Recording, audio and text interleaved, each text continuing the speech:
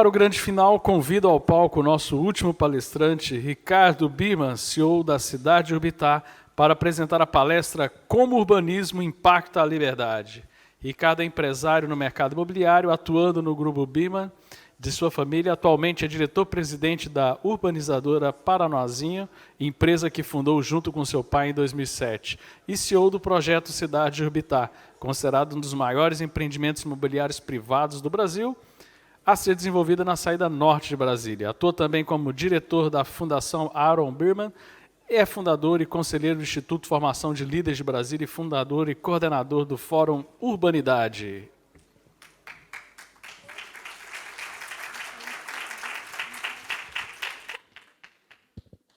Obrigado, Adriano. Desafiador ser o último, o pessoal está dispersando. E podem dispersar mesmo, porque minha palestra vai ser meio deprimente. Cadê minha apresentação? Meu tempo não pode começar enquanto eu não tiver a apresentação lá.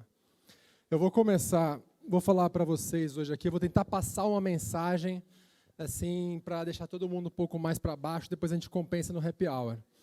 Eu vou argumentar que nós estamos cometendo vários equívocos na forma de preparar nossas cidades para o futuro, intensificando a desigualdade social, a desigualdade de oportunidades, prejudicando a mobilidade social de quem mais precisa e ainda, de quebra, deixando um legado maldito para as gerações futuras. Então, para aqueles que não estão afim de se sentir mal, agora é a deixa para levantar e sair, pessoal.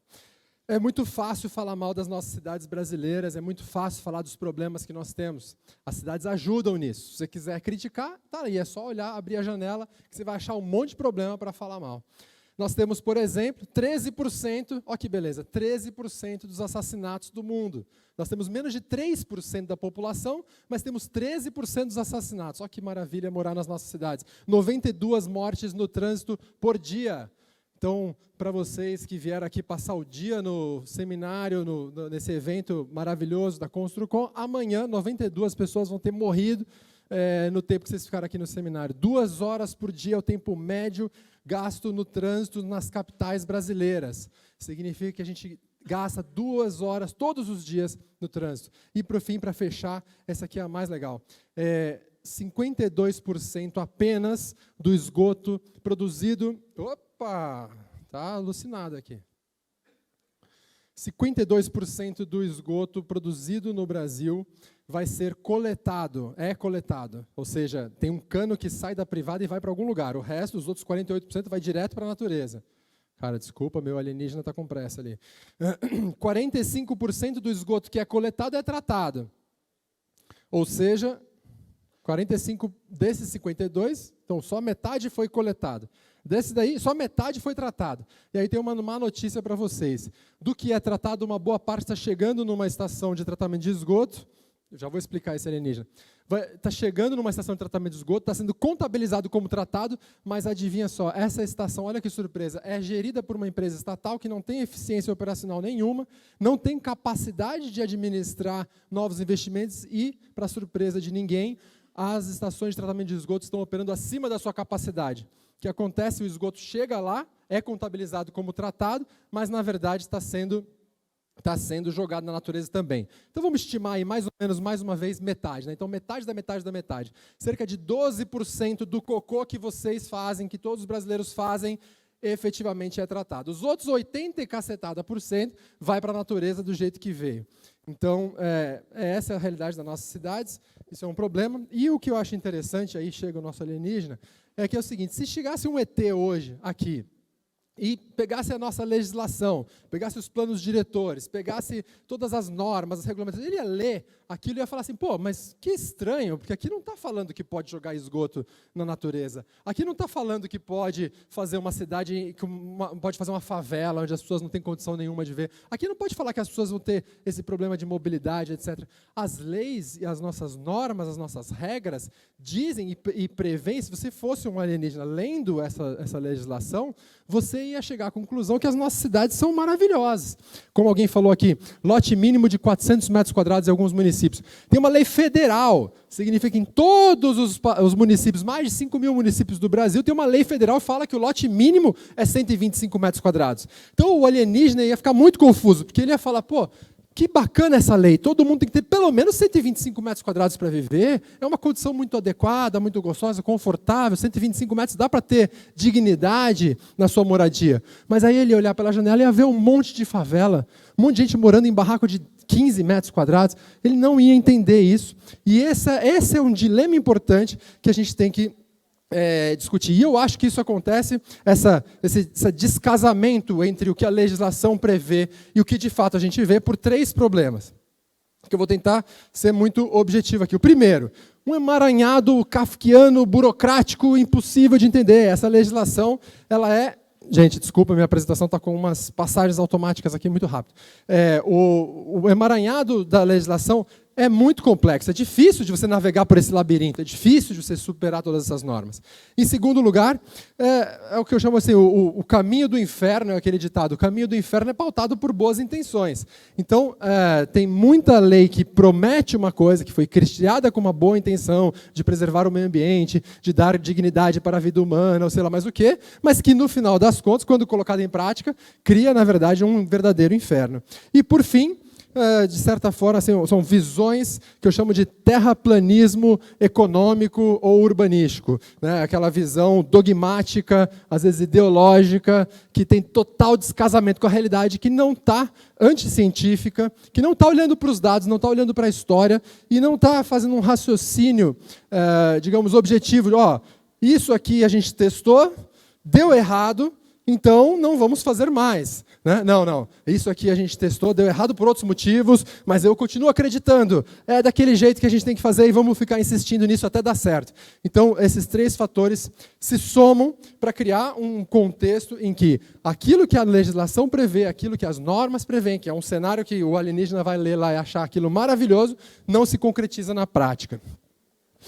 E aí eu vou exemplificar isso daí contando uma história para vocês. Vocês já ouviram falar da represa Bilis em Guarapiranga? Alguém já ouviu falar? Quem já ouviu falar? Represa, alguns já ouviram falar, então para os gaúchos eu vou explicar. A represa Billings e a represa Guarapiranga são os 2 grandes reservatórios de água potável para a cidade de São Paulo, maior cidade da América Latina, o nosso centro, né, nosso pulmão econômico. Muito importante a gente garantir que essa população toda lá, os Faria Limers e tudo que tem em volta deles, que aqueles caras tenham abastecimento de água, que a água seja disponível para a cidade. Qual foi a ideia dos caras lá nos anos 70, quando começou um pouco dessa tara aí que a Luciana estava falando, né, sobre o formalismo dos planos diretores, dos zoneamentos, etc. Esse processo chegou aqui no Brasil nos anos 50, 70. São Paulo, o primeiro zoneamento é da década de 1970. Naquela época, eles olharam para as represas e falaram, pô, isso aqui a gente não pode deixar ninguém ocupar essa área. Isso aqui vamos preservar, isso é um pulmão verde da cidade. Então fizeram uma lei, tem a Lei Geral dos Mananciais, depois o Plano Diretor de São Paulo logo em seguida, proibindo a ocupação nas represas. Aí depois veio todos os zoneamentos de São Paulo, todos os planos diretores iam lá proibindo, não deixa fazer nada, não pode, vamos preservar. Sabe como é essa represa hoje? Sabe como é a Billings e a Guarapiranga hoje? É um favelão. Tem mais de 1 milhão de pessoas morando em volta da represa. E isso, cara, por que isso aconteceu, né? E aí vem o negócio do terraplanismo econômico. Isso a gente faz em todos os mercados. O Sarney tabelou preço lá, né, Adriano? E aí o que aconteceu? Tipo, deu uma zica total, quebrou as cadeias de suprimento, quebrou tudo. E aí a gente pega uma coisa que em nenhum setor funciona e a gente tenta aplicar no setor de uso do solo e acha que por algum milagre vai funcionar.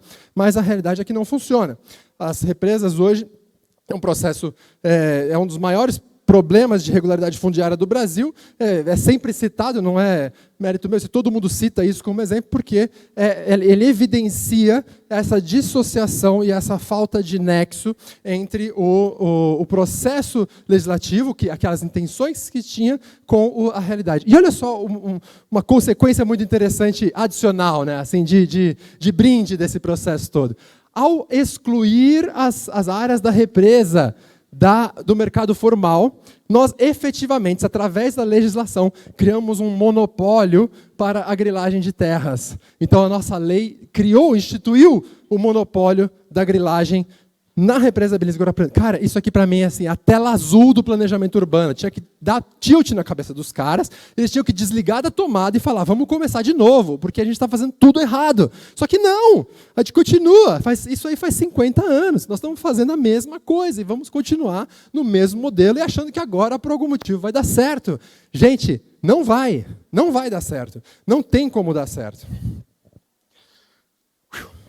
Estou no turbo aqui porque, falaram que o tempo não pode estourar um segundo. Qual que é, na teoria da regulação econômica, nas teorias, né, que falam sobre regulação econômica, qual que é a ideia? Por que existem normas? Por que existem leis? Por que existem regras na nossa sociedade? A teoria é mais ou menos assim, deixado... Puta, mas tá chato esse negócio. Deixado ao seu bel prazer, né? Assim, laissez-faire, ou seja, vamos deixado livre o mercado, vai ofertar produtos e serviços de acordo com uma escala, em que tem algumas coisas num certo padrão, né, para qualquer indicador que esteja usando, outras menores e tal. Mas a gente pode imaginar que, socialmente, coletivamente, a gente pode concordar que esse padrão aqui não nos interessa, a gente não quer que não tenha, por exemplo, o lote mínimo, né? Então, a gente não quer lotes menores do que um certo tamanho. Então, vamos fazer um marco regulatório que sobe o padrão mínimo e exige que todo o produto seja ofertado, todo o serviço seja ofertado acima daquela linha mínima. Essa é a teoria. Agora, o problema disso daí é quem traz esse barquinho mágico, que faz o produto que está lá embaixo subir automaticamente para um padrão exigido pela regulação. Quem faz com que a pessoa que tinha poder aquisitivo para comprar um produto aqui nesse padrão, agora tenha poder aquisitivo para comprar naquele padrão? Se o cara tem poder aquisitivo para comprar 30 metros quadrados de terra dentro da cidade, por que a lei falando que agora é 125 vai fazer ele ter poder aquisitivo de comprar 125? Não. O cara continua podendo comprar só 30. E aí ele vai comprar onde? Ele vai comprar no imóvel regular, vai comprar na favela. Não existe como a gente magicamente alterar a lei da oferta e demanda. Eu falo que a lei da oferta e demanda é tipo a lei da gravidade.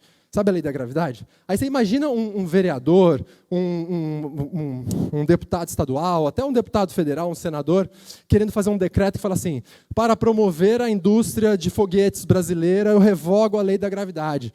E todo mundo tira sarro do cara, essa é uma piada. É óbvio que ele não pode, através da atividade legislativa dele, mudar a lei da gravidade. Mas, por alguma razão, a lei da oferta e demanda, eles acham que podem. Eles acham que eles conseguem. E isso é uma ilusão muito grande. É muito importante, eu acho, a gente conseguir, quase que assim, educar as pessoas a respeito do aspecto de que a lei da oferta e demanda é uma lei natural. Não é uma lei dos homens, é uma lei natural de como as coisas funcionam. Não, esses barcos mágicos, obviamente, não existem. Isso me remete aí a um grande economista que eu gosto muito, foi muito citado o Hayek aqui hoje, mas eu gosto muito do Milton Friedman, que ficou eternizado pela frase, não existe almoço grátis. De fato, não existe almoço grátis, não existe infraestrutura urbana grátis, não existe saneamento ambiental grátis, não existe nada, nenhuma dessas coisas. Proteção ambiental não é grátis. Essas coisas não são gratuitas, elas têm custo.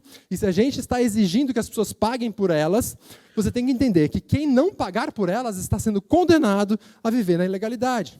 Então, por mais que o sonho seja levar o padrão de toda a moradia, de todo o produto, de todo o serviço, para um certo patamar mínimo regulatório, a realidade é que essas pessoas vão acabar ficando abaixo da linha da água. E isso é muito cruel, gente. Isso é muito cruel, porque todos nós estamos ali. Todos nós nessa sala estamos ali. A gente está acima da linha, a gente consegue pagar. A gente consegue comprar um imóvel urbano. Mas tem gente que não consegue. Tem gente que não consegue. E isso é surreal. Eu acho isso de uma crueldade assim, incomensurável. E aí, o que a gente está fazendo? Apesar disso, apesar dos dados estarem aí, apesar da evidência histórica estar aí, apesar de ser uma coisa empírica, a gente continua empurrando a linha mais para cima, e mais para cima, e mais para cima. E aí, conforme a gente empurra mais para cima, é cada vez mais gente aqui embaixo. Isso é política pública? Essa é a lógica? É para isso que o Estado serve? Para sacanear quem é mais pobre? Na minha visão de mundo, não é. Não deveria ser. Deveria ser o oposto. A gente devia estar olhando formas de incluir na legalidade quem não tem poder aquisitivo, quem não tem capacidade digital operando no mercado formal e assim por diante. Toda favela tem como eu sou o último aqui, eu vou estourar um pouco o tempo, não quero saber, vou falar um negócio que não estava previsto, mas que é importante. Tem um economista peruano, que chama Hernando de Soto, que faz uma pergunta fundamental num dos melhores livros que eu já li, que chama O Mistério do Capital, que ele fala o seguinte: toda favela que ele visita está cheia de empreendedor. Vocês conhecem, a população da favela é extremamente empreendedora. As pessoas elas fazem 2, 3 bicos, o cara faz um negócio em casa, tem um pequeno negócio, vende, todos são empreendedores. E aí ele fala assim, por que digamos assim, a maravilha, o maior fenômeno de geração de prosperidade que o mundo já viu foi o advento do capitalismo e sua forma moderna, com instituição de propriedade privada e etc. Por que essas pessoas altamente empreendedoras não estão acumulando capital? Por que elas não estão crescendo? Por que elas não estão enriquecendo? E essa é uma pergunta que eu não vou poder entrar muito numa discussão, mas tem a ver com o fato da propriedade privada dessas pessoas não estar juridicamente representada. Assim, todos nós aqui moramos numa casa que tem uma escritura registrada no cartório, com proteção policial, com proteção da justiça. Agora, quem está aqui, como é que ele faz? Como é que você resolve uma disputa de posse? Se você tem um vizinho que está num confronto com o seu vizinho na favela, como é que você resolve? Onde você pega crédito? Qual o financiamento que você pega? Cara, fui no seminário do Sinduscom e quero abrir uma startup. Vou pegar um crédito. Você falou que o crédito está ruim para você, Rafael? Pô, sinto muito, meu amigo. Agora, para esse cara aqui, se ele é uma boleira, ela faz bolo no final de semana. Ela faz bolo, emprega 2 pessoas na casa dela, uma é a sobrinha, a outra é a nora, e ela está lá crescendo no negócio dela, ela fala assim, pô, isso aqui está dando certo, quero escalar. Quero contratar mais 5 pessoas, quero alugar um espaço, quero fazer minha produção de bolo, fazer uma pequena indústria. Onde ela pega empréstimo? Quem vai emprestar dinheiro para ela? 90% das pequenas empresas nos Estados Unidos, presta atenção nesse número, gente, 90% das pequenas empresas nos Estados Unidos são financiadas por uma hipoteca residencial. São financiados por uma hipoteca. O cara pega a casa dele, faz um mortgage, ou se já tiver, faz um segundo mortgage na casa dele, pega o dinheiro e vai abrir um pequeno negócio. Agora, esse cara não tem o título de propriedade da casa dele. E ele não tem o título de propriedade da casa dele porque nós criamos regras que, para ter título de propriedade na cidade, em lote urbano, ele precisa atender certos padrões malucos que ele não consegue pagar. É muito caro para ele. É muito caro. Ele não consegue pagar. Então, essa vida cotidiana na favela, que é uma vida como a nossa, é uma vida de pessoas normais que estão lá, que estão vivendo, lidando com as dificuldades, enfrentando seus problemas, eles não estão apenas condenados a viver numa situação de, digamos, irregularidade urbanística. Não é só isso. Significa que o cara está sujeito ao poder paralelo.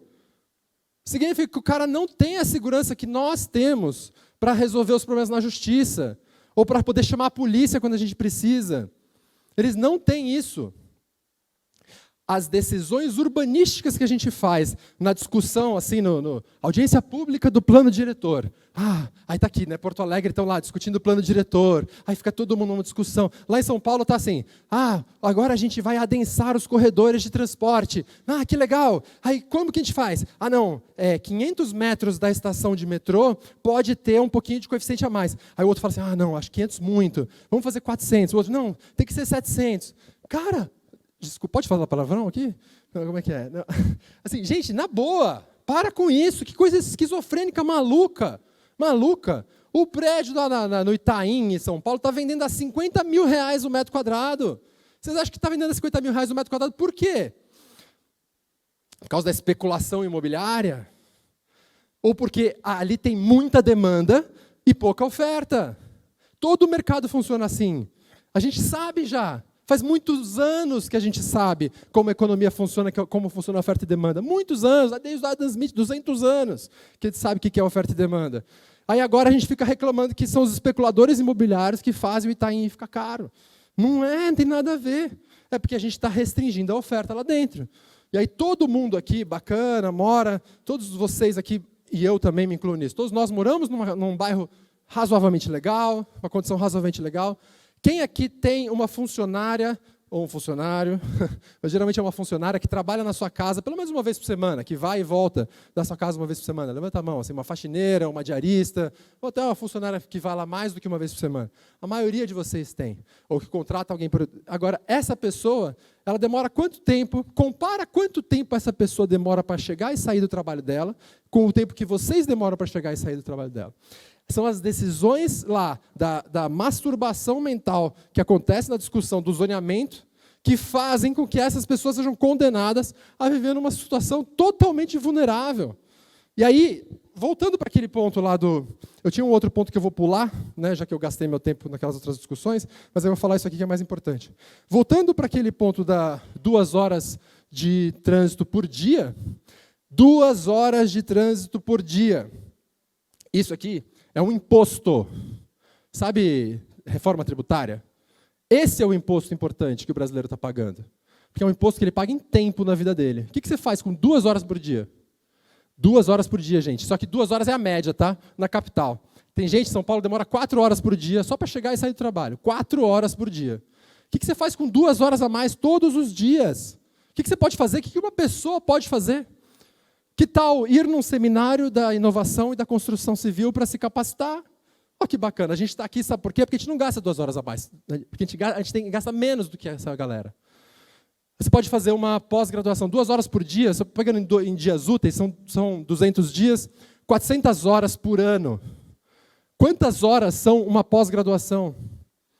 Quantas horas são um curso de capacitação? Para o cara quem falou aqui do pedreiro, que é pedreiro e vai depois de 5 anos continuar sendo pedreiro, porra, dá para o cara 2 horas de capacitação por dia.